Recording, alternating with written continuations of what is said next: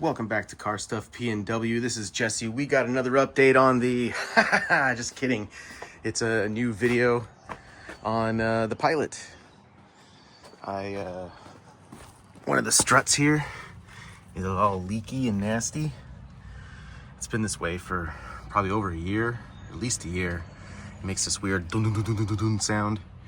And obviously, in the last few times we've taken it in to Honda, they're like, oh, you know, you need to replace this and you should replace them all. So you know me, I can't pay people to work on my stuff, man. I can't do it. I got to do it myself. So I ordered a bunch of parts, new struts, front and rear, plus all the hardware. And I finally have a nice day to actually work on this in time. I took Friday off so I can work on this thing.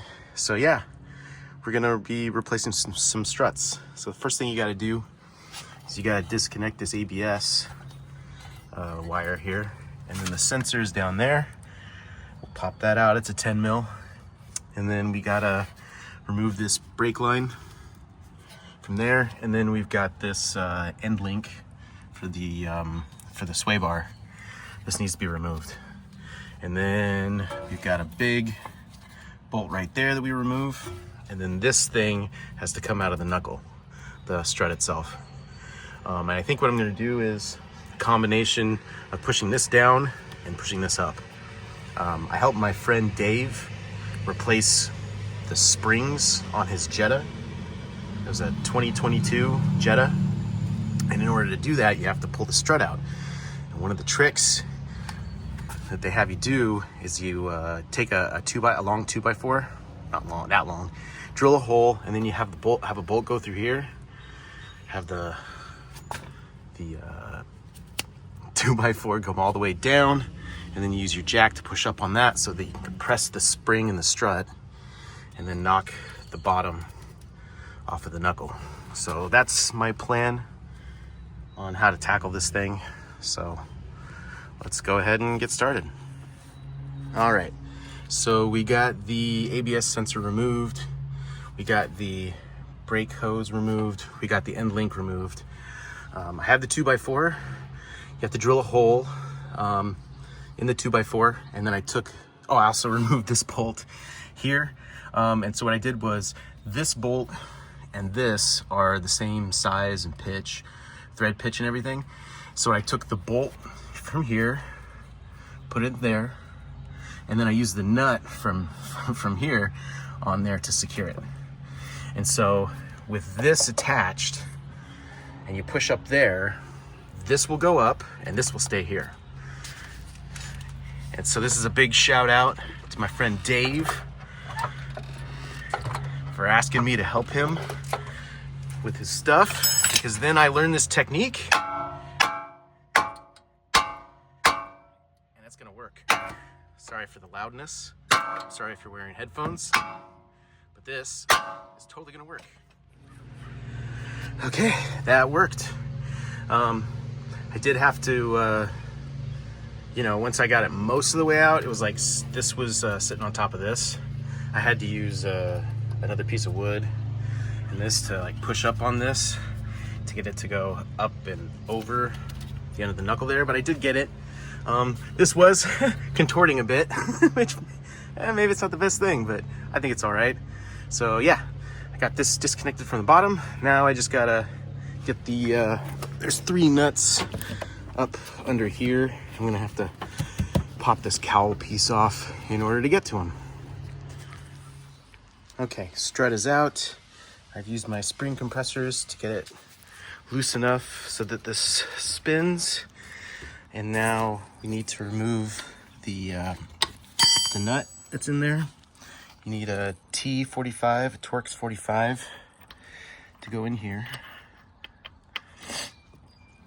And then this, does it fit over it? No, it doesn't. And then this is a 17 mil.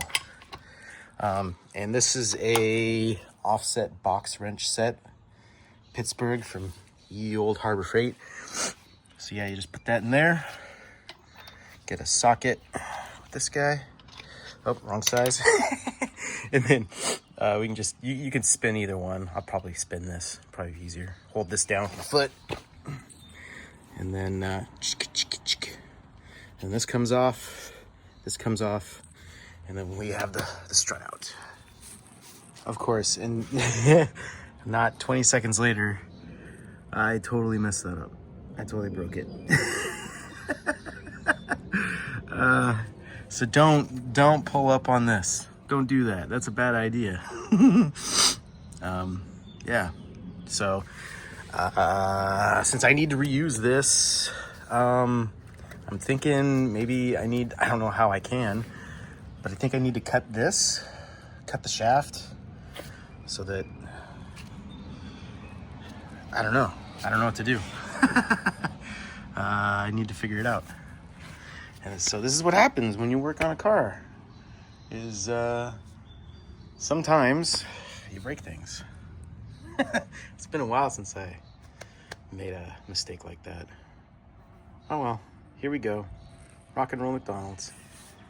Okay, luckily I didn't need to cut the tube there. What I did was I used this breaker bar against these bolts, and I was able to break this loose so that this stayed still when this spun.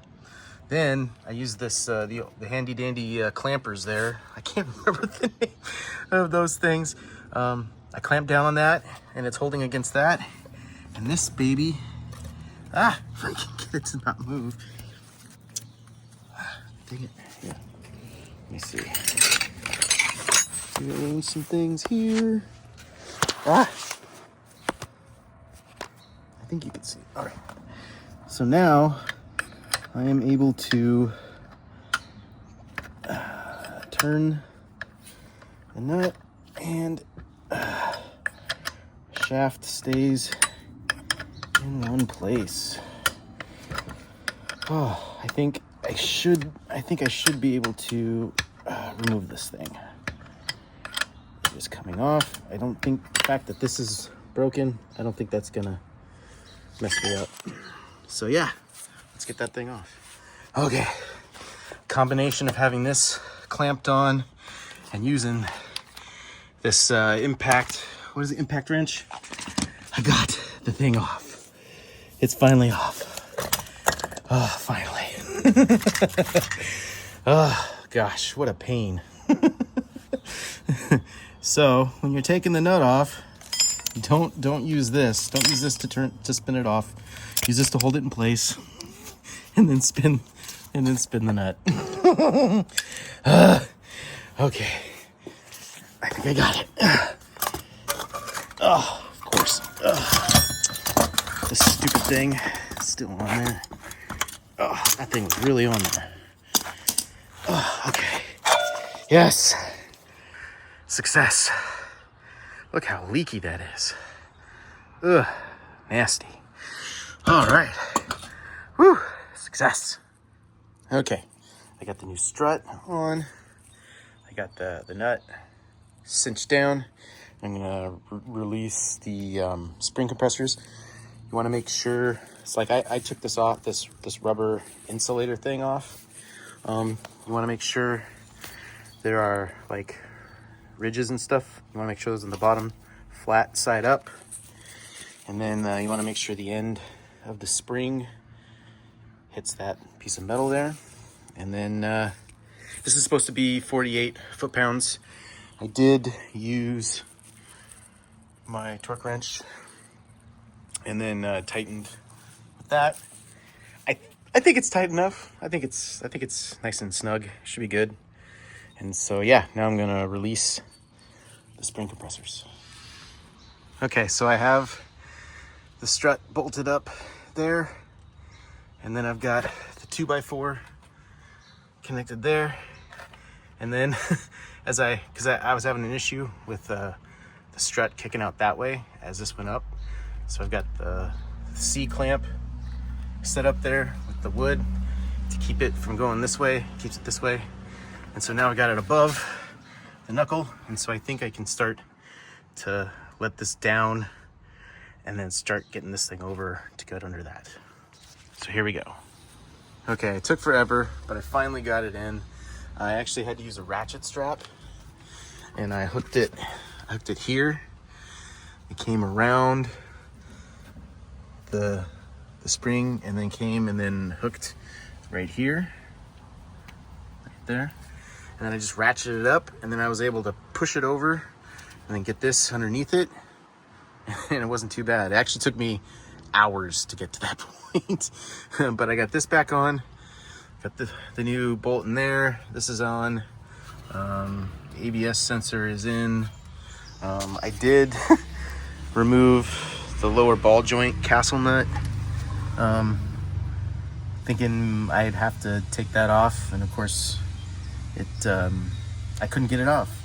My ball joint separator, this was too narrow, and then of course I tried to use this thing to like pop it off, and I messed it up. You're supposed to replace this castle nut anyway, so I think I have to go to Honda and get a new one. But it is back together, so that's something. Okay, now I got it lowered down. The lug nuts are tight, torqued down to 94 foot-pounds, and you know, we got a nice new strut in there. So I think that'll do it for this this particular video. Give us a like and a subscribe. We'll see you later.